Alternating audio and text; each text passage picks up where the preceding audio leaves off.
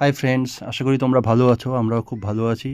তো হঠাৎ করে প্ল্যান হলো যে অতসীদের বাড়ি যাওয়া হবে। অনেক দিন ধরেই যাওয়া হবে বলছিলাম, কিন্তু কোনো না কোনো কারণের জন্য পিছিয়ে যাচ্ছিলো প্ল্যানটা। তো সেই জন্য হঠাৎ করে প্ল্যান হলো যে যাওয়া হবে। বেশ গরম পড়ে গেছে, সেই জন্য আমরা সকাল সকাল ভোরের বাসে বেরিয়েছি। সেকেন্ড হুগলি ব্রিজ ক্রস করার পরে আমরা মোটামুটি সকাল 6টার মধ্যে কোলাঘাট পৌঁছে গেলাম। এইখানে বাস কিছুক্ষণ দাঁড়িয়েছিল, তো আমি একটু নিচে নেমে একটু হাঁটাহাঁটি করলাম, পাটা একটু স্ট্রেচ করলাম। সুন্দর লাগছে, বেশ হাইওয়ে দিয়ে সব লরি টরি সব যাচ্ছে। আর আরেকটা বিশেষ দ্রষ্টব্য হচ্ছে আমাদের গাড়ির ছাদে বেশ প্রচুর ফুলের ব্যাগ তোলা হচ্ছে। তো এইগুলো পূর্ব মেদিনীপুরের কোনো একটা জায়গায় নামবে, সব নাম লেখা আছে প্লাস্টিকগুলোর ব্যাগের উপরে, কোনটা কোন ব্যাগটা কোন ডেস্টিনেশনে নামবে। তো এটা দেখে বেশ ভালো লাগছিল। তারপরে বাস ছাড়লো। বাস মোটামুটি ছাড়ার পরে আরও 3 ঘন্টা লেগেছিল আমাদের। মোটামুটি 8টা সাড়ে 8টার দিকে আমরা পৌঁছালাম আমাদের গন্তব্যস্থলে।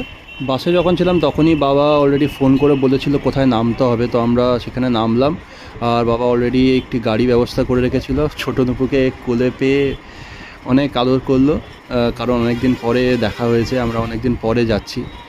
তো তারপরে আমরা টোটো করে একদম অতসীদের গ্রামের বাড়িতে যাত্রা শুরু করলাম। মোটামুটি আধ ঘন্টা সময় লাগে বাস স্ট্যান্ড থেকে যেতে। রাস্তায় চোখে পড়লো সুন্দর চওড়া পিচের রাস্তা, দু সাইডে একদম ফাঁকা মাঠ। আর এখানে দেখতে পাচ্ছি যে মোটামুটি ধান হয়ে গেছে, ধান পেকে গেছে। তো এই সাইডে সেরকম ধান গাছ লাগানো হয়নি। আশা করি গ্রামের ভেতরে যখন যাব তখন দেখতে পাবো। 9:30টার মধ্যে বাড়ি পৌঁছে গেলাম। বাড়ি পৌঁছে হাত মুখ ধুয়ে ফ্রেশ হয়ে রুমে ঢুকলাম। তারপরেই চোখে পড়লো এত সুন্দর সবুজ, পুরো চারদিকে কলা বাগান, তারপরে সবুজ গাছপালা, ইউক্যালিপটাস গাছ।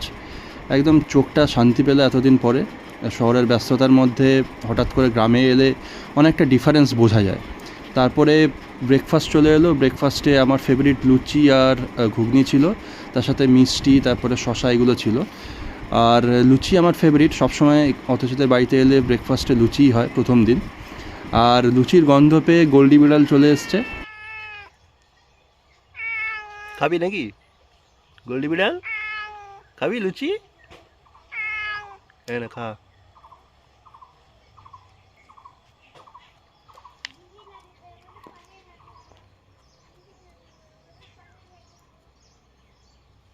কেমন লাগছে লুচিটা? টেস্টি নাকি? ময়দার লুচি খেয়ে নিচ্ছে। চেবা, ভালো করে চেবা। কষ্ট করে চেবাচ্ছিস কেন? হয়েছে? চলে গেছে পেটে? আরো চাই নাকি? আরো চাই? ডাক, একটু ডাক। হুম, আরো চাই।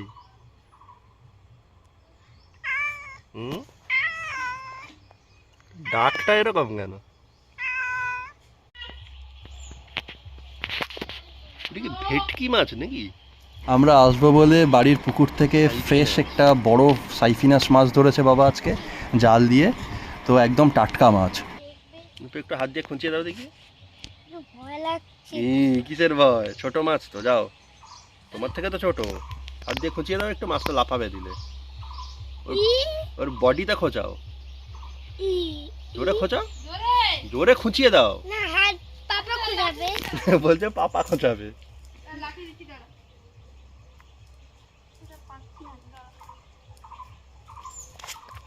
দেখো কেমন লাফাচ্ছে, দেখো পিচিটা।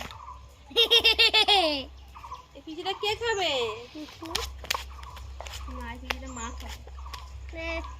দেখলে? আবার করবো। আমাদের বাড়ির পুকুরটা বেশ গভীর, আর প্রচুর জল আছে, আর তার সাথে প্রচুর মাছও রাখা হয়েছে।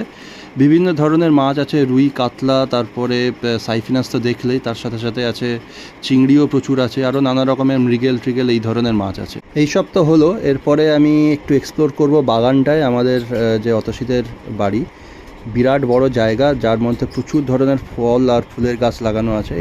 এইটা হচ্ছে জামরুল গাছ। এখানে দেখো প্রচুর জামরুল ফুল এসছে। এখান থেকে মানে হাজার হাজার জামরুল হবে আর কি, খেয়ে শেষ করা যাবে না। অনেক সময় হয় কি, এরা বিক্রি করে দেয়, কারণ যেহেতু বাড়িতে সেরকম লোক নেই খাওয়ার মতন। তো এখানে দেখছো তো প্রচুর জামরুল হয়েছে, আর তার সাথে পাখি, বাদুড় আর বাঁদর এসে প্রচুর জামরুল খায়। তো ওরাও এইগুলো খেয়েই বসবাস করে আছে, বেঁচে আছে। আর এইখানে দেখো যে কত সুন্দর এঁচড় হয়েছে।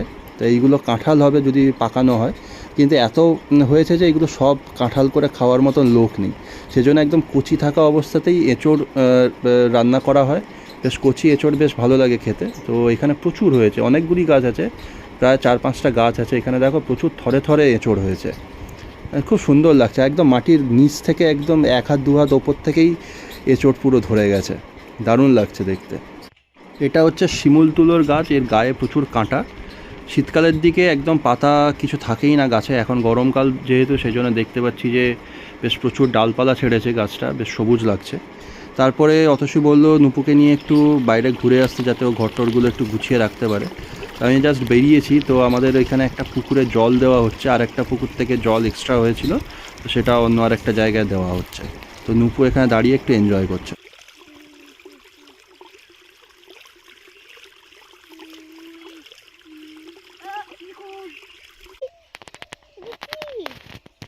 ছোট্ট একটা ডোবা, এটা পুকুর বলা যাবে না, এটা ডোবা। বুঝলে কি একটা লাফালো ব্যাঙ বা মাছ হবে বুঝলি। ওই যে জলগুলো আসছে যে পাইপ থেকে, এইটা এই জায়গাটা এসে জমা হচ্ছে, তারপরে এইখান থেকে এই পুকুরে চলে যাবে বুঝলে। এই যে পুকুর, এই পুকুরে চলে যাবে। হুম, বড় বড় গাছ ছিল না, সেগুলো কেটে ছোট ছোট কাঠ করে রেখেছে। এগুলো উনুনে রান্না হওয়ার সময় এই কাঠগুলো লাগে। আসো, এইগুলো দাদান করেছে। এটাই হচ্ছে অতসীদের পুকুর, বেশ বড় পুকুরটা, যেটা থেকে সাইফিনাস মাছটা ধরা হয়েছে আজকে। জল শুকিয়ে গেছে, যখন বৃষ্টিকালে এসেছিলাম তখন একদম একদম উপর অবধি জল ছিল, এখন অনেকটা জল শুকিয়ে গেছে। আর নুপু ওর চিরাচরিত যে খেলাটা সেটাই শুরু করে দিয়েছে এখানে এসে, সেটা হচ্ছে পুকুরের মধ্যে ঢিল ছোড়া।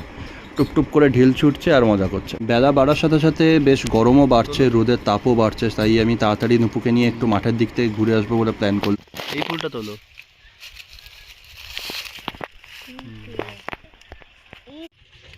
সাদা সাদা এগুলো নেবে? তোলো একটা, তোলো,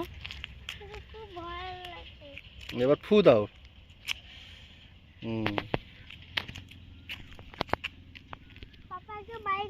সকালে যে মাছটা ধরা হয়েছিল সেই মাছের ডিমের বড়া দিয়ে গেল, গরম গরম খেলাম। দুপুরে ভাত খেয়ে বিশ্রাম নেওয়ার পরে বিকেলের দিকে ভাইয়ের সঙ্গে একটু বেরোলাম বাইক নিয়ে।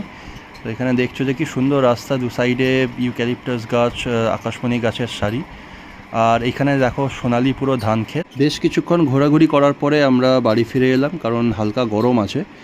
তো সারাদিনটা তারপরে বিশ্রাম করেই কাটালাম, কারণ জার্নি করেছি। তো মোটামুটি ভিডিওটা আমি এখানেই শেষ করব। যদি ভিডিওটা ভালো লেগে থাকে অবশ্যই লাইক, কমেন্ট আর শেয়ার করে দিও। আর চ্যানেলটা নতুন যেহেতু সেজন্য প্লিজ সাবস্ক্রাইব করে দিও। আর কমেন্ট সেকশনে জানিও তোমাদের ভিলেজ লাইফটা কেমন লাগলো। আজকের জন্য টাটা।